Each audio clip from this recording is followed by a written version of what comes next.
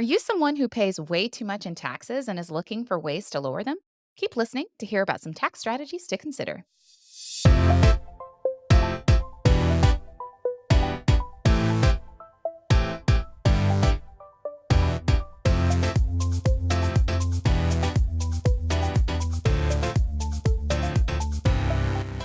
Hello, and welcome to the Wealth Minded MD podcast with your money best friends. I'm Dr. Lisha Taylor. And I'm Dr. Brittne Helford.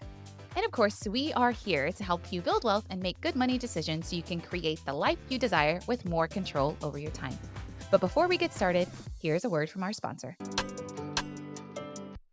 Hey, Lisha, did you know that about 1 in 4 physicians experience some disability during their career? Yeah, you know what? It's so striking to me, the numbers of how common this is. In fact, that's what happened with Dr. Stephanie Pearson. She was this super passionate OBGYN physician at the height of her career, and then ended up having a shoulder injury during a precipitous delivery that basically shattered all of her dreams, prevented her from being able to practice medicine in the way that she wanted. She then was determined to make a difference for other females. And so she became a staunch advocate for her peers and helped guide them through the disability insurance process. She even teamed up with expert Scott Ravitz. They founded Pearson and Ravitz. It's basically this company that is determined to approach insurance differently. They're physician founded and physician focused, which is what I love about the company. Make sure that you visit pearsonravitz.com today to schedule your consultation with a Pearson Ravitz advisor.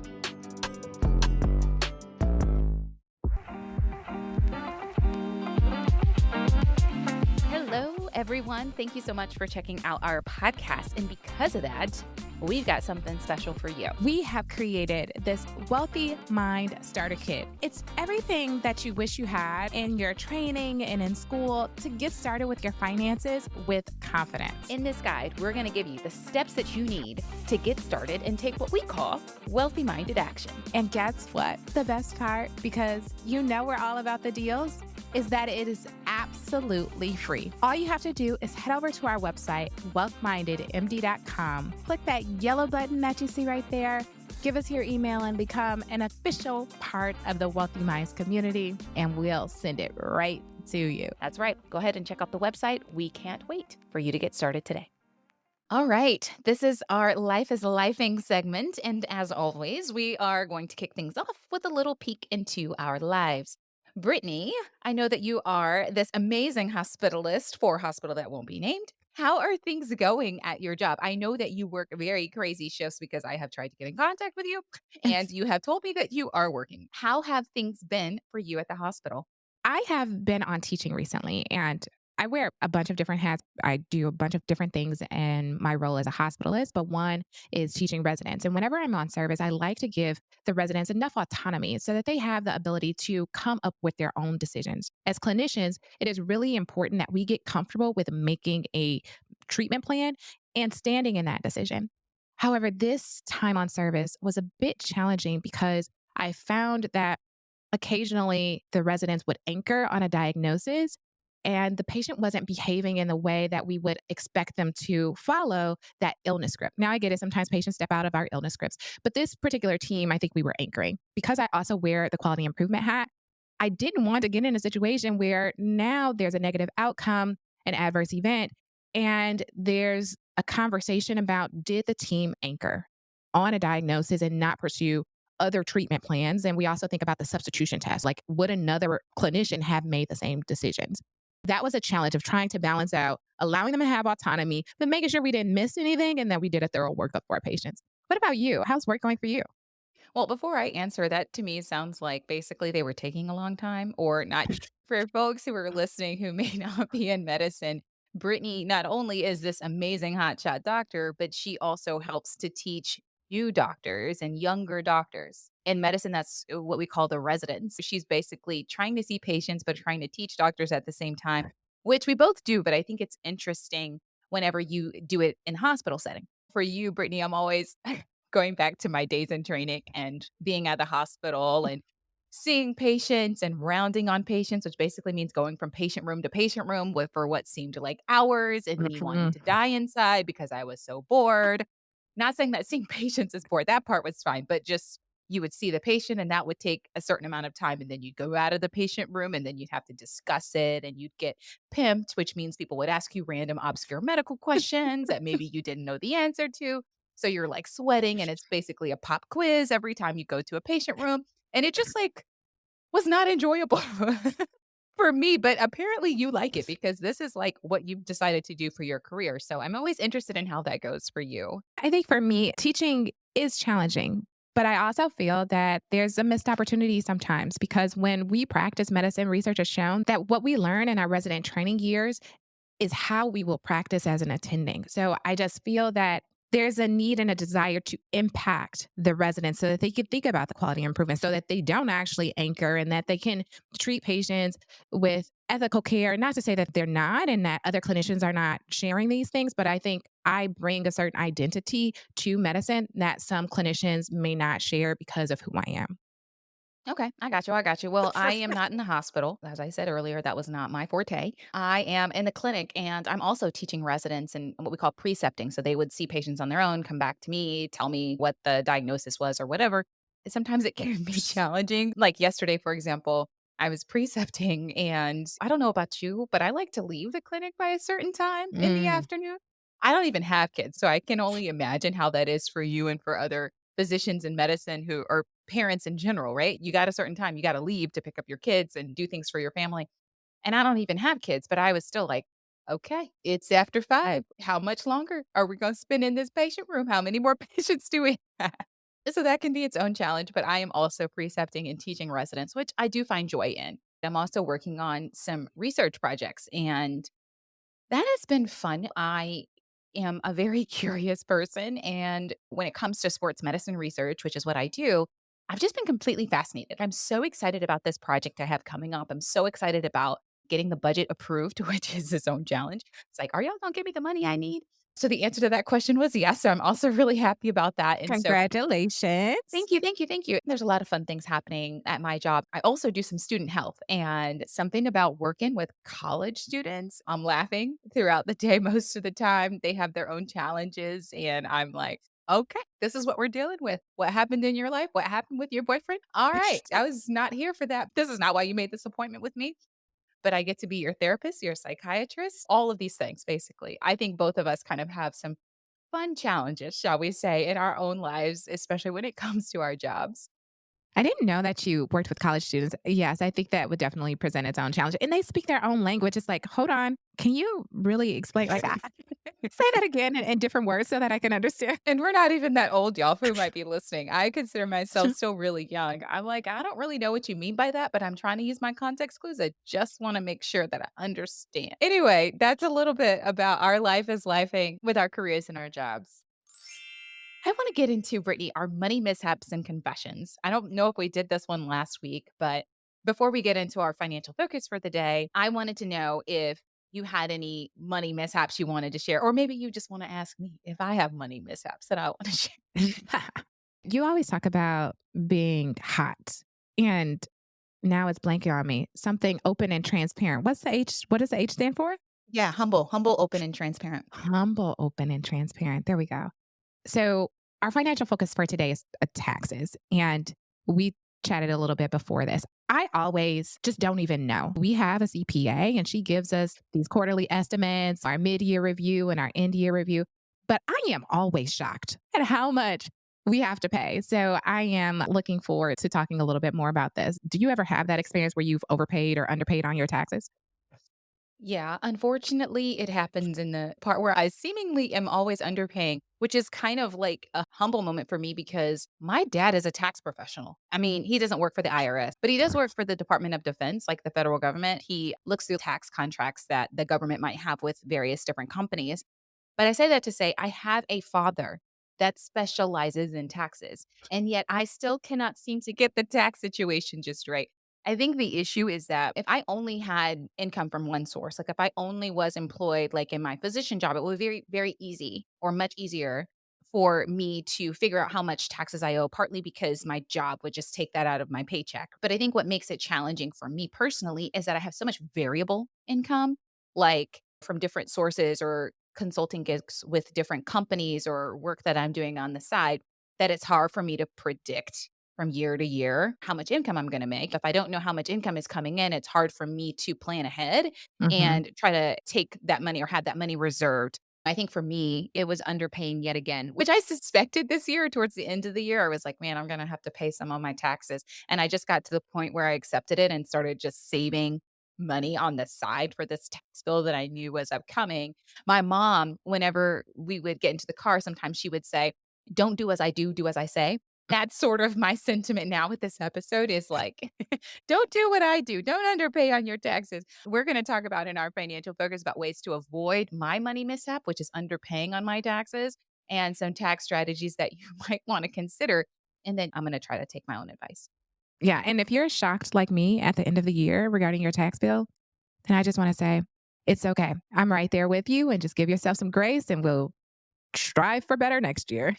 For a lot of physicians, and it might be true for people in other professions as well, when you transition from trainee to attending, or when you transition, if you're not a physician, if you transition from making the average household income, which I think is around 60 or 70,000 to, let's say, making six figures or more, obviously that change in income usually comes with a change in tax brackets.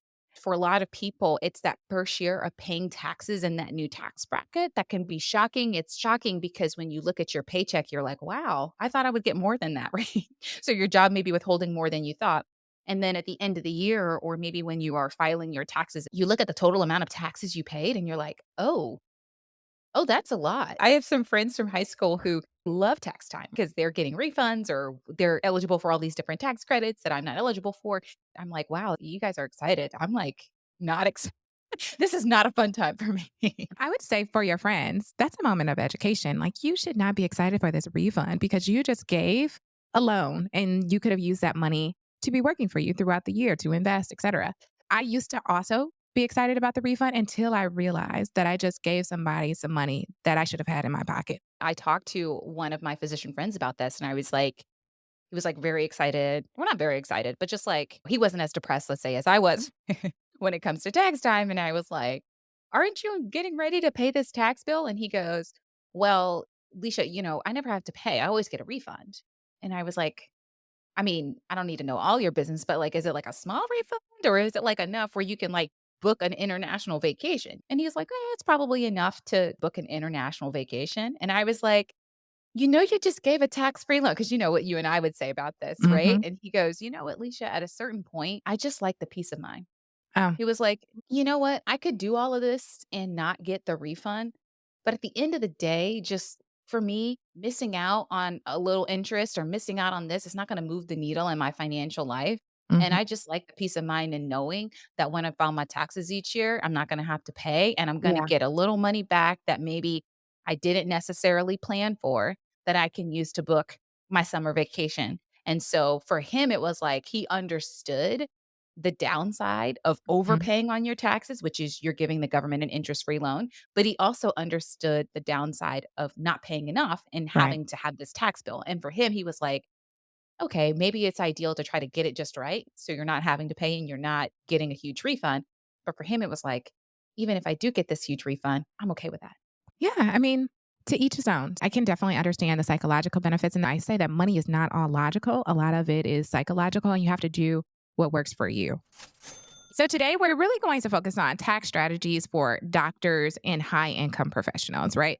Even if you don't fall into this threshold, say that you're a medical student, but you're married to someone who's not in medicine and they're working, or you are a resident physician, that there are still tidbits that you'll be able to apply to your taxes this year in your tax strategy when you become that high earning medical professional.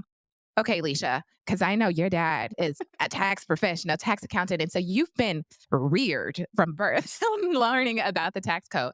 Tell us some of the nuances so that we can all just have a general understanding of how this actually works for us.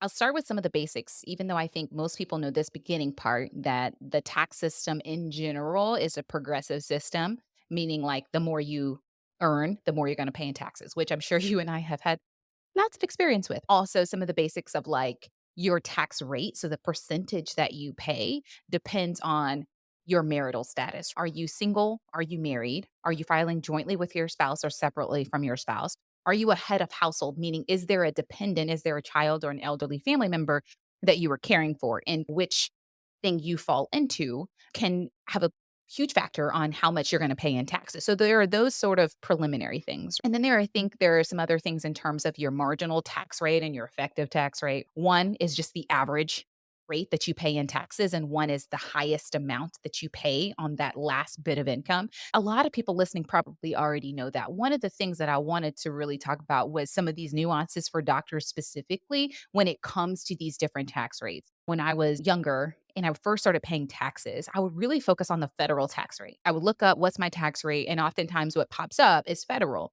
When I became an attending physician or when I started making more money, I became keenly aware of these other taxes that I was paying aside from federal taxes. I had this vivid memory of emailing another physician that I knew was really good in taxes and also talking to my dad about the same issue and saying, "Hey, you know what? My brother was paying a lot in taxes. What can we do to lower them?" Mm. And it was so funny because my dad on the surface was like, he doesn't probably pay that much in taxes. This other doctor that I knew was really good in taxes, I asked him, and he also says, your brother probably doesn't pay that much in taxes.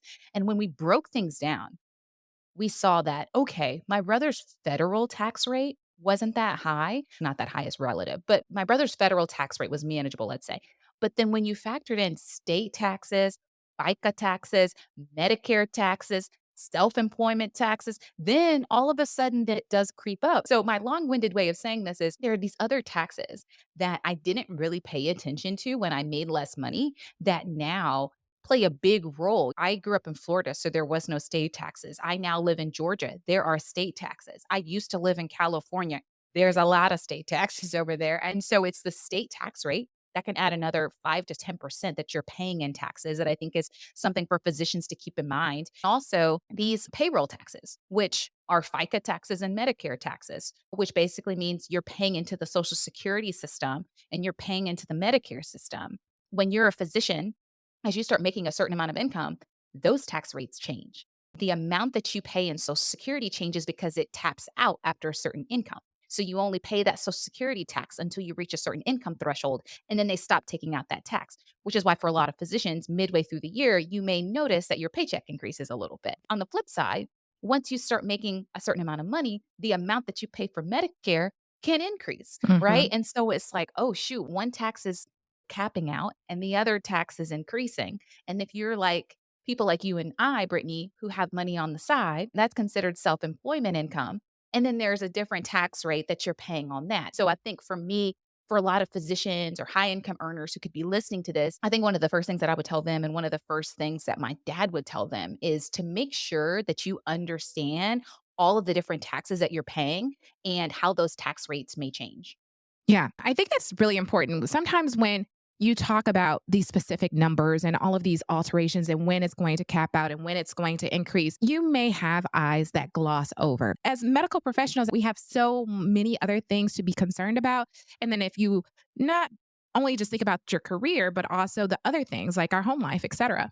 It can cause someone to feel overwhelmed in which they just don't want to think about it. But the reason why this is really important, as Lisha is outlining, is not so that you can know all of the specific numbers, but if you're someone who's a high earning professional and you feel like we do, like, oh crap, I got to pay in at the end of the year, that there are ways in which you can leverage these tax nuances to decrease your taxable income and to just incorporate that into your decision making. So, for example, whenever I'm working, my mother is always like, Brittany, you should not work anymore because you know they're just going to take all of it away in taxes. I'm like, Mom, no, that ain't how it works.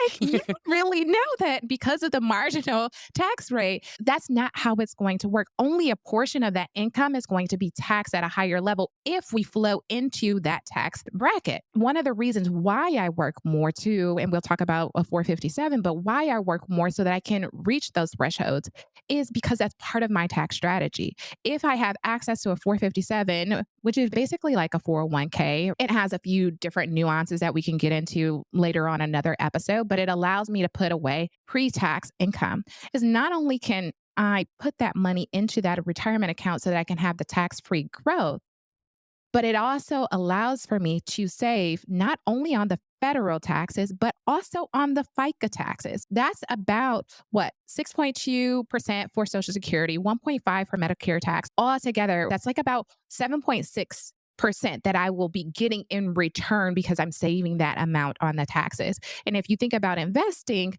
yes, the stock market is doing much better now, but we typically estimate about a 7 to 10% growth. So it kind of weighs out. Not only do I save it on the taxes, but I can also put that money into an account to work for me. So all of it to say is just when you're leveraging the tax code, it's about decreasing that expense. Lisha is highlighting that this is part of that calculations of how to understand your expenses. Yeah, absolutely. It's knowing that there's different kinds of taxes. And I think once you, to your point, know the different kind of taxes, you can then say, okay, what's a way that I can reduce this one, or what's a way I can reduce that one? And as we start talking about ways to reduce these different taxes, you bring up a really good point that one of the best ways to do that, one of the first ways you should consider doing that is taking advantage of what we call certain deductions. And I think that when you reach a certain income level, you're starting to think to yourself, or you start to realize, or maybe your tax professional has brought it to your attention, that there are certain tax deductions that everybody can take advantage of. And there are certain tax deductions that only certain people can take advantage of in certain situations. So it's like, all right, if you don't want to become some tax professional guru and you're kind of at the point where you're like, okay, Leisha, just tell me what I need to know. I think one of the things that I would say is, why don't you try to focus on some of these deductions that you know you can take Mhm. advantage of and utilize regardless? For a lot of people, it's maxing out or contributing the maximum to some of these tax advantaged accounts, or what you were calling, Brittany, these pre tax accounts. And those are things like your work 401k or 403b. You talked about utilizing a 457B. Some people talk about an HSA or an FSA or whatever. But my point is that there's all these different accounts that give you certain advantages. One of them is lowering your taxes in the current year. The other advantage, as you alluded to, Brittany, is putting you in position to build your net worth by allowing you to invest money in a tax protected manner. So it's like you're saving money in taxes and you're building your net worth and you're investing in a tax efficient manner. I think when you talk about, oh, okay, this is a way that I can do all three of those things, I think it's something that we want to make sure that doctors are taking advantage of. And maybe you are taking advantage of your 401k or your 403b, but maybe you're not taking advantage of a 457B. You're not taking advantage of an HSA. You're not taking advantage of an FSA or a dependent care FSA. Maybe you've heard of some of these accounts and not others. So this is your opportunity to maybe say, okay, let me learn about this account. Let me ask my tax professional about this account and see if I'm eligible for it and if it would be a good fit for me. Yeah, I love that. One of the things that I also learned in this whole tax planning or tax strategizing is it requires time. Because if you want to invest in a 401k or 457B or 403B, whatever it is, an HSA, FSA, you have to plan that out. Because if it's November and you're like, oh, I want to max out my 401k, well, actually, do you have the budget and the cash flow to do so? So, we are introducing this at this time for you to implement these strategies for 2024. So, go back, if you don't know the details, go back to your HR to say, what do we actually have access to? And what can I access now so that maybe you can start strategizing for 2024? And if you can't access it now because the open enrollment period has canceled, what is going to be my strategy for 2025? Ask them what are going to be the limits for the 401k and 403b for 2025? What are going to be the income thresholds? As you mentioned, Leisha, not all institutions have a 457b. And some institutions that do have a 457b, for example, my job, you have to meet a certain income threshold. So I only work part time as a hospitalist. When I got my schedule, I was like, "Oh, I am never working. This is great." Must be nice. But then I got that email to say, "Oh, Doctor Helford, you want to contribute to a 457B and you don't meet that income threshold." And I'm like, "Oh, let me find some open shifts so that I can meet this income threshold because I understand what my goal is. I don't want to work until 65. I want to have the option to work if I choose to. And in order to do that, I need to be able to maximize my retirement investments. So I increased my shifts so that I can meet that threshold. So here's an opportunity for you to go back to HR, say, like, what am I not aware of that I can access if I make these small shifts? Maybe it's that you pick up an additional role or you work a little bit more so that you can get access to this because you begin with the end in mind. And that end is like how much you want in retirement and what you want your life to look like overall. Yeah, so I think you're highlighting a lot of the benefits in that a lot of people focus, as we mentioned, solely on retirement accounts, which is a good account, obviously. 401k, 403b. You put the money in tax free. And if you're contributing the maximum to this account, which as of 2024 is $23,000, and you're in the, let's say, 30% tax bracket, then you're saving what, 30% times 23? I don't like doing math on the spot, but some amount of money, which I think is like 6 or 7 grand in taxes by contributing the maximum to that account. And one of the perks of a 457B is you can stuff another 23,000 into that account. It's not a retirement account, but it is a pre-tax account. With that account, you put the money in tax-free, it grows tax-free, and you can take it out even before you retire because it's not a retirement account, right? You can take that money out, get that money back when you leave your employer. So if you're someone Mhm. who wants to retire early or you stop working because you're raising your kids or doing other things, when you leave that employer, you can say, "Okay, I want the money and that 457B all as a lump sum or divided evenly over 10 years." You look at the distribution options, and we should probably do a whole episode about the pros and cons of 457B. So I'll try to not get into it now. But I mention this as like, okay, this is another pre-tax account that could save me potentially another $6 or $7,000 in taxes each year. So I got my 403B, I got my 457B, my health savings account, which is an HSA, and the amount that you can put in depends on if you're married, if you're single, that sort of thing. You have a flexible spending account, which maybe you do or don't have access to. A dependent care FSA, that's a pre-tax account. You could put money in to pay for daycare expenses or nursing home expenses for your parents. That's an account that you may want to consider. I think the first step for how can I lower my taxes is understanding the different taxes you may have to pay. And then the second thing is taking advantage of some of these pre-tax deductions that you can get oftentimes through your job. And then the next one is, as you alluded to, Brittany, maybe starting to do some tax planning throughout the year so that you can be more proactive and not reactive. So it's not every April you're looking at your tax bill and going, oh, shoot, I need to lower my taxes, or getting mad at your tax professional because you're like, hey, you're supposed to be helping me lower my taxes. Or your tax professional is like, hey, my job is to file your taxes. My job is not to make your taxes lower. If you Mhm. want tax planning, then that requires strategy. That requires us to meet throughout the year. That requires a little bit more planning, and it probably requires more money. If you're going to do that, if you're someone who's motivated to say, I need to find ways to lower my taxes. There are certain things I could do on my own, but there are certain strategies that you may not even be aware of that you could utilize. And maybe you do want to hire that out. That's fine. But you need to figure out whether you hire it out or you do it yourself. How can I be more proactive? What are the things that I can start thinking about now so that I can put them in place within 2024 to utilize to lower my taxes? Because you can't wait until April and say, let me lower my taxes. A lot of these things have to be done within the calendar year, and they have to be usually done throughout the year. So it's like, okay, I'm going to try to do some tax planning. I'm going to understand the tax code or start learning parts of the tax code. I'm going to try to maximize some of these deductions, and I'm going to start doing some tax planning so that I'm in a position to lower my taxes the next time I file. Yeah, I love that. Lisha, I don't know if this happened to you or not, but I remember one year I was like, "Oh, let me like document all of these donations and all of these other details so that I could itemize." Then when I review my tax, I'm like, "You just gave me the standard deduction." And I'm like, "Yeah, you didn't have enough expenses in order to itemize." I don't know. Do you itemize your taxes or do you take the standard deduction? Like, what's your approach and what advice would you give to someone if they were trying to plan this and do this on their own so that they can figure out which one they should choose, itemization or standard deduction? So I think for those listening who maybe didn't realize there was a difference, right? When you are inputting all your income and subtracting out any sort of expenses or deductions that you have, then you have what the government calls your adjusted gross income. And the government says, okay, we're not going to make you pay taxes on that amount. We're going to let you take another deduction. We're going to decrease some of the income that you have to pay taxes on. We're going to shield some of your income from taxes. And the amount that we shield is either going to be the amount of the standard deduction or it's going to be itemized deductions. Itemized is you're going through each different deduction in the tax code and trying to take advantage of it. Standard deduction is like, we're going to give you a set amount. And which one you choose depends on how many deductions you have. If you have enough, if you can get a bigger discount by itemizing, then you itemize. If you don't get a bigger discount by itemizing, then you take the standard.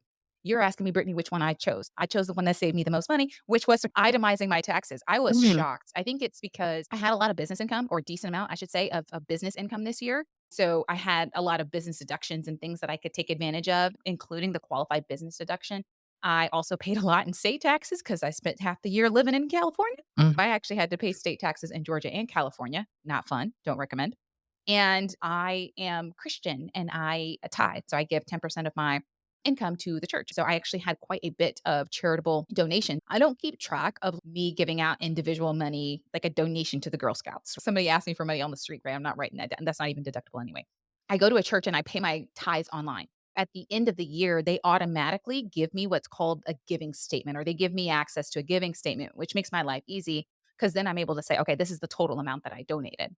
And I was like, wow, I gave that much this year. It's like, wow, my no wonder church is doing well. Segue. To answer your question, I do write down business expenses and things because those are things I want to deduct. At this point in my life, I'm itemizing just because when I factor in state taxes I'm paying, business deductions and stuff, and then my charitable giving, it often puts me over that threshold. I'm not married. The standard deduction threshold is a lot smaller for people who are single than people who are married. So I'm curious, as since you're married, do you and your husband do the standard or do you all itemize? We itemize. And the reason why is because we own a home and property taxes and mortgage interest and all of that. So we want to make sure that we can gather those deductions, as well as we also have the charitable giving. My husband sits on a board of an organization, and there's required for the board members to make a donation to the organization. So there's a lot that we offer in charitable giving. We could probably talk about this another way, like ways to optimize your charitable giving for tax deductions. But there was a time in which we did not take the itemization because the standard deduction was much higher for us. However, I think that there are some ways in which you can DIY it and figure it out. If you are a homeowner or if you have a desire to give to a charitable organization and you really want to take that itemized list, then to meet with a tax professional if you want, or just figure out what the standard deductions are for that year. For 2023, it's 13,850. Married filing jointly is 27,700, and then the singles for 2024 is 14,600. But if you want to DIY this, basically you can take those standard deductions and look at your charitable giving, look at your other business expenses. If you have a private practice or have 1099 income, then there are ways that you can do your own calculations throughout the year to make sure that you have more expenses than that standard deduction so that you can take the itemized deduction. I think that's really helpful. We got doing some tax planning throughout the year. We got maximizing your deductions, being strategic about whether you're going to take the standard versus itemized deduction, understanding some nuances in the tax code. One of the things, or a couple of things that I've also want to say is that it's really important to stay up to date, which I think is what you were alluding to, even with the different deductions. Things change each year. So making sure that you're up to date on how much can I contribute to my retirement accounts, or how much is the standard deduction this year? And you don't necessarily have to know those numbers off the top of your head. Oftentimes, this is easily Googleable, right? Or if you're doing taxes yourself through TurboTax or H&R Block or whatever, they have that information. Obviously, if you have a tax professional, they know that. But I think it's making a decision of, am I going to hire this out or am I going to do this myself? Am I Mhm. going to DIY it, do it myself, or am I going to hire a tax professional? And if I decide to hire a tax professional, am I hiring a tax professional to file my taxes, or am I hiring a tax professional to hire my taxes and help me with tax planning throughout the year? And that's a decision that you have to make. Sometimes people ask me, well, Alicia, how much should I pay? I have seen such a wide range in costs, and we'll talk about this in a future episode. The costs for building a financial team and a tax advisor is included in that. Brittany's laughing because she pays a lot. She pays a lot for tax prep, and I do my taxes myself. A part of it is I think your tax life is more complicated than mine, right? You have 2 kids, you have a husband, you and your husband are both employed, but then you also have side income. You mentioned he sits on the board.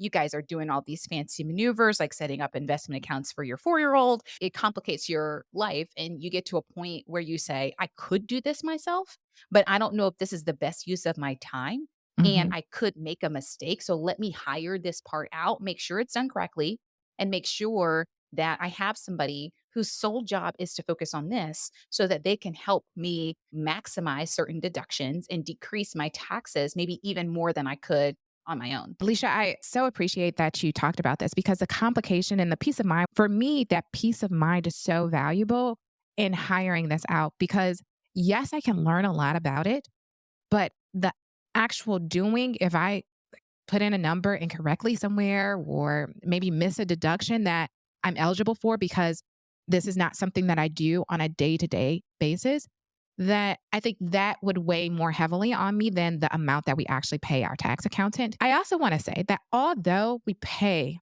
a decent amount of money for someone to help us with this, I still got to give her the stuff. Right? Trash in is trash out. So, as Lisha said, like you can't be mad at the tax professional if at the end of the year you have to pay all of this money because you didn't do the work. We meet, we create the plan, but you still have to work the plan.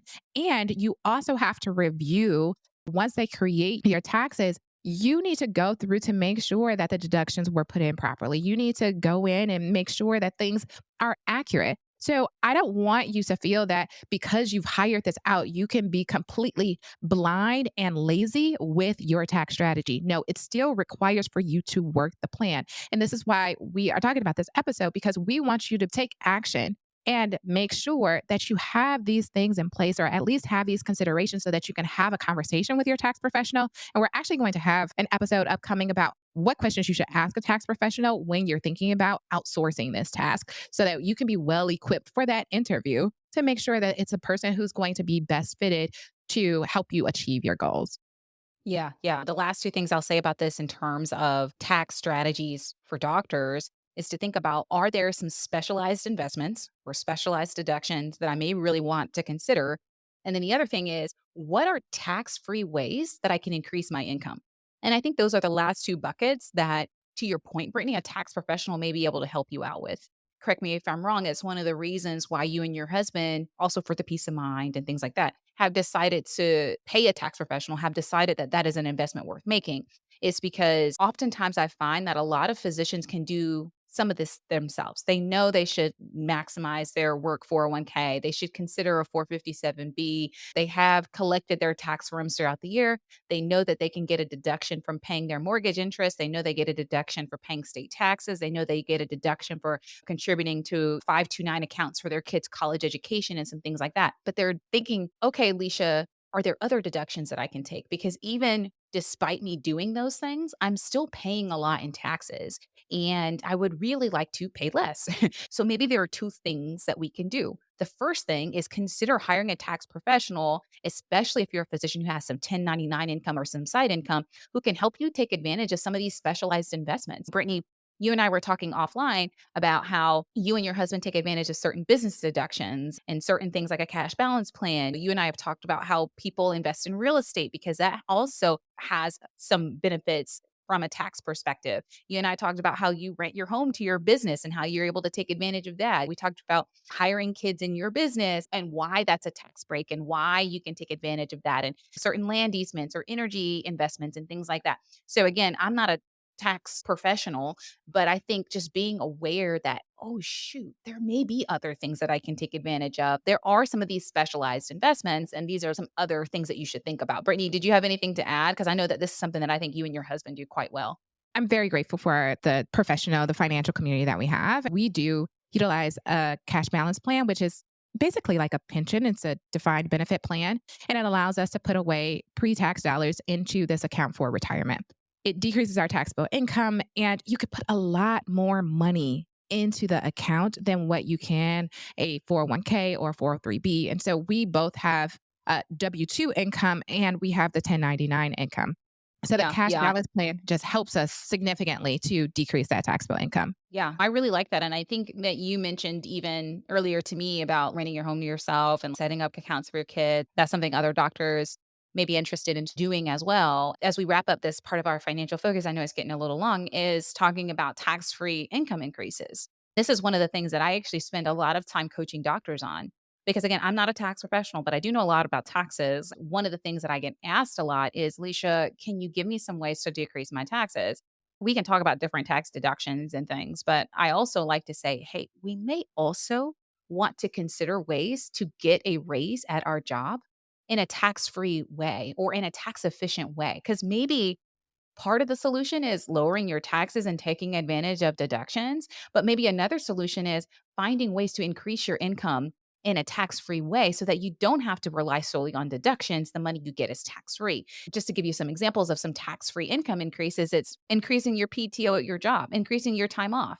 If you're getting paid more and you're able to take more time off, then basically that increases your income. Thinking about, okay, can I get more vacation time? Can I get more sick time that I can utilize at my job and still maintain my salary? Increasing your CME money, your continuing medical education money. Most of us get some allotment of CME money at our job, and that money is reimbursed tax free. So it's like, okay, if my job was going to give me $3,000 a year, maybe I try to increase that to 6,000. Maybe I use my CME dollars to go to a conference in a location that I've always wanted to visit. And so I can turn my attendance at that conference into a vacation.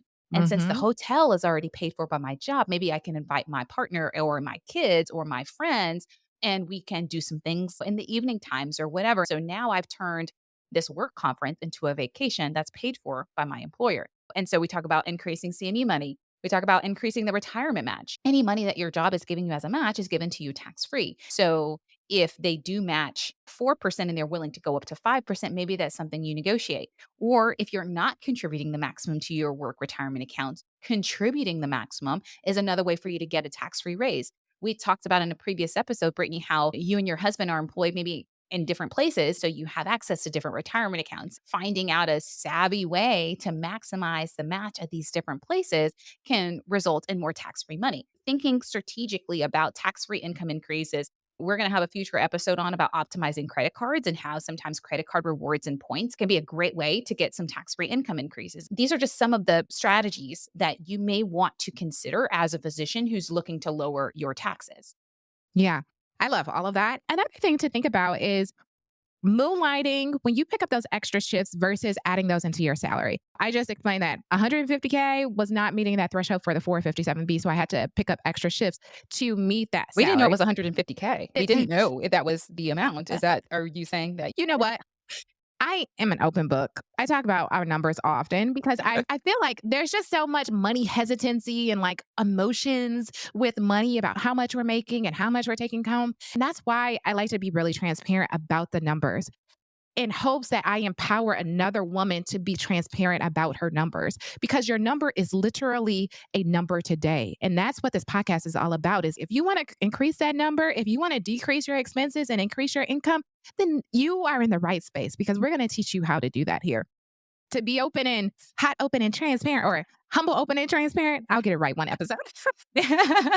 With the schedule that they had built out, it was 150K that I would make as a salary, and the threshold is 175K. So now I've increased that salary, but I've also picked up extra shifts.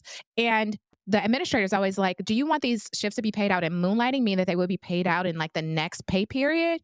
Or do you want them to be incorporated in your salary? And I'm like, in my salary, because our employer matches 10% of our salary. If I just said, yeah, I want the money now, just pay it out as moonlighting, then I would be missing 10% of that money. So you just really want to be informed and use that information to make your decisions. Yeah, I totally agree with that. To clarify for the audience, you're talking about at your institution, you have to make 170 something thousand in order to be able to contribute to that 457B pre-tax account.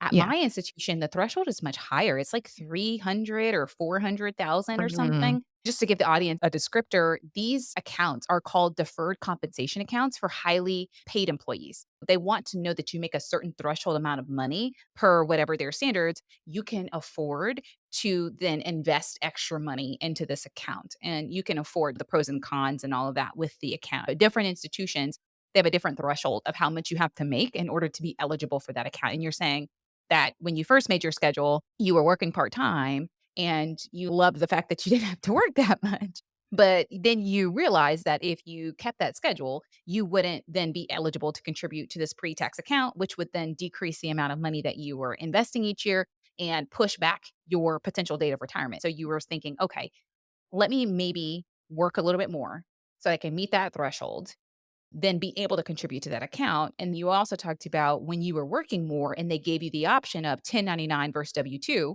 Do you want this to be paid out in 1099 income versus W 2? Or maybe do you want this to be considered part of your salary? Right? You said, hey, actually, salary makes more sense because if I add that to my salary, then it's the match amount that's based on my salary. So basically, if they're going to match 10% of my salary and not 10% of my bonus income, then let me make this part of salary. Let me increase my salary so I can get a little bit more match, so I can get a little bit more money. So I get you. I get you. I think that's a little healthcare hustle tip. If somebody at your job, if you making more money if they're and they give you the option of, do you want us to add this to your salary? Or even when you're negotiating, right? This is something that I had to learn when I was negotiating is, do I want a higher salary or do I want more money as a productivity bonus, for Mm. example? And this is very popular and a common kind of dilemma in the sports medicine world, especially in orthopedics, because a lot of people, and myself included, you get this base salary that might actually be quite low. Then you make so much extra money in productivity.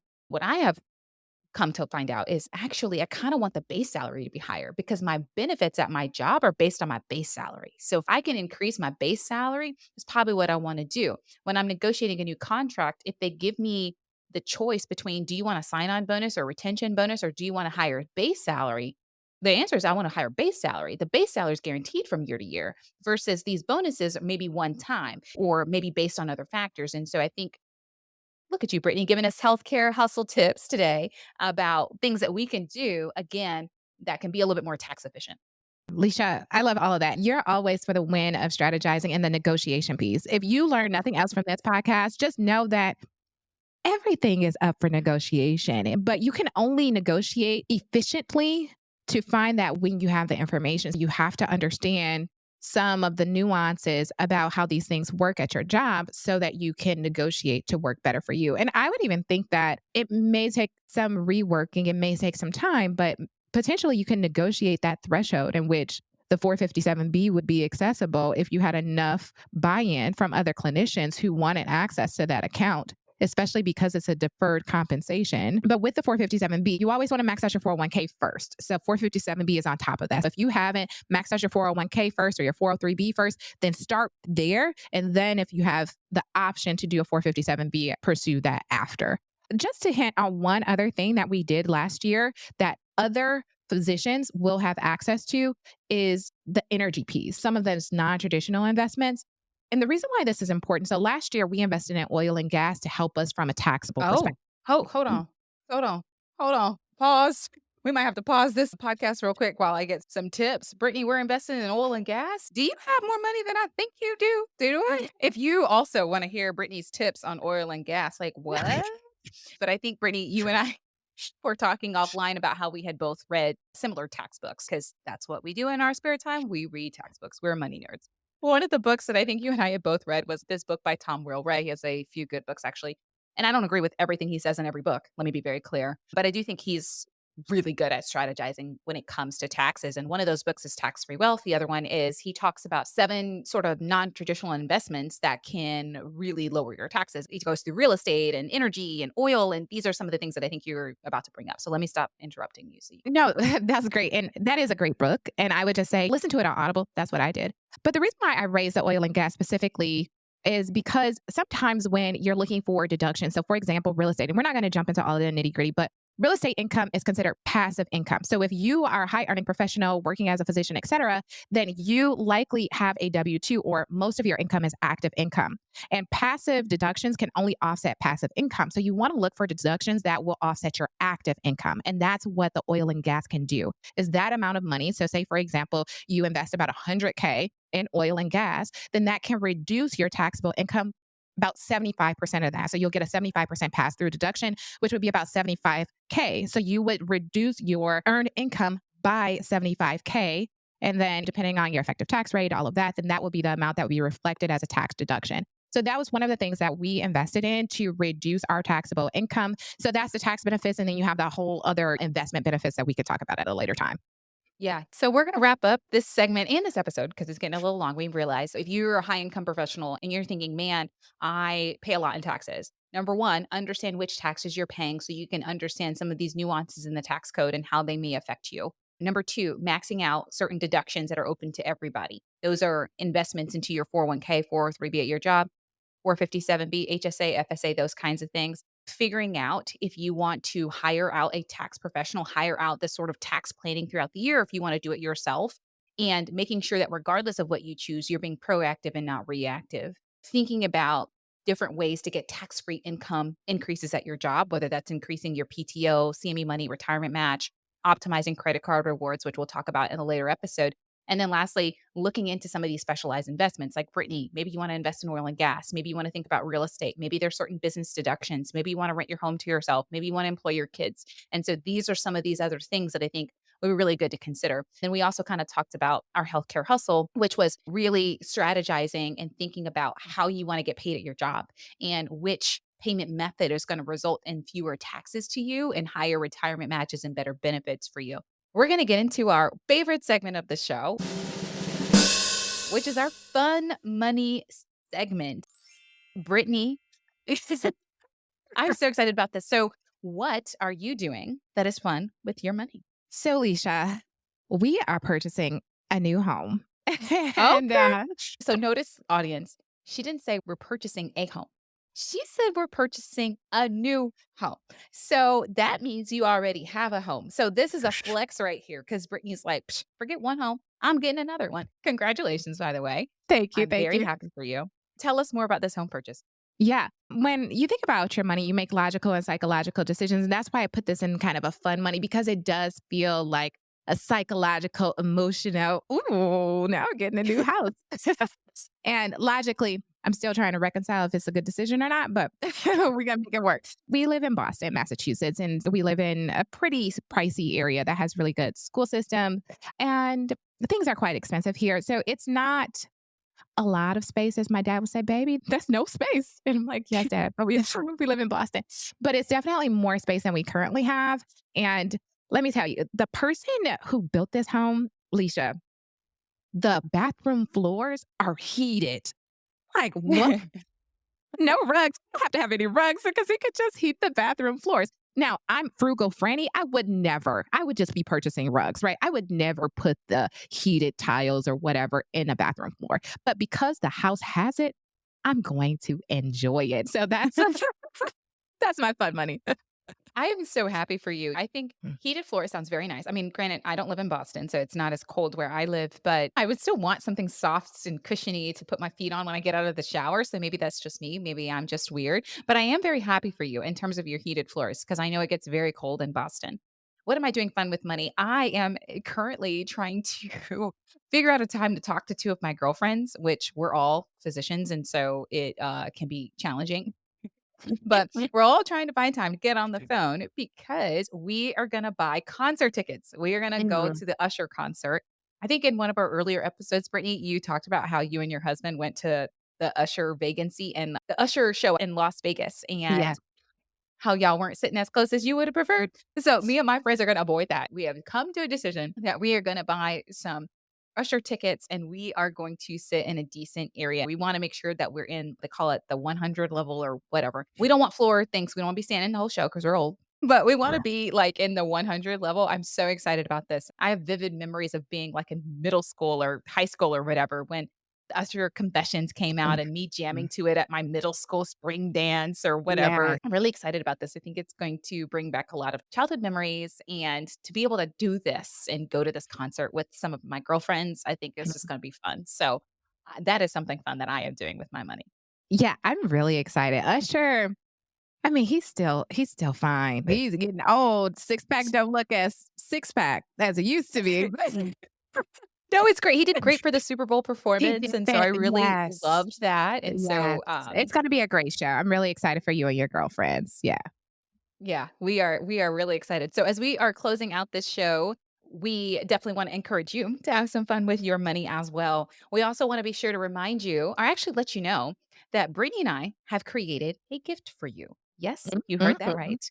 We have created our one of a kind Wealthy Minds Starter Kit. So, if you are somebody who is looking to build wealth and be able to take advantage of all of these fancy investments like oil and gas that Brittany's doing, or buying another house that Brittany's doing, or maybe you want to have enough money so you can do the fun things that I'm doing with my child free life, go to our Wealth Minded MD website. So, that's just wealthmindedmd.com. You can just click to join our Wealthy Minds community.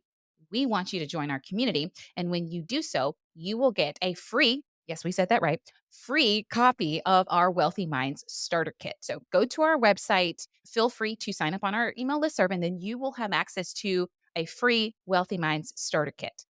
It's like everything that you wish you would have known in training or school, and we make it look good. So go to the website and download it today. Yep. We hope that you have an amazing day, and we can't wait to join you again next week. Bye bye. Hey, money best friend, we want to buy you a drink. On this show, we are all about spilling the tea on our finances and our personal lives, but we also want to share a little bit more tea with you. Basically, we're trying to give you a free drink on us. All you have to do in order to put your name in this drawing for a free drink is to leave a review. Hopefully, you'll give us 5 stars and share this podcast with others that you know. Whenever you rate and review the podcast, it just makes it easier for other people who maybe haven't heard of us before to find us. Rate and review, subscribe to the podcast, and don't forget to share with your girlfriend. Cheers. Hello, everybody. It's me, Brooke. I'm recording a little disclaimer for my mommy, Dr. Brittne Halford, and her friend, Dr. Lisha Taylor. Just so you know, they're not financial advisors, tax professionals, lawyers, or financial planners. Everything you hear is for education and entertainment. It's not strict financial advice, you know.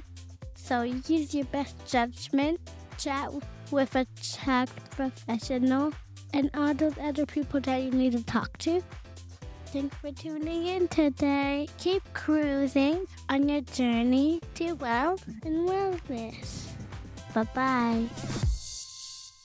Now, a final word from our sponsor. At Pearson Rabbits, they understand that life can change in an instant.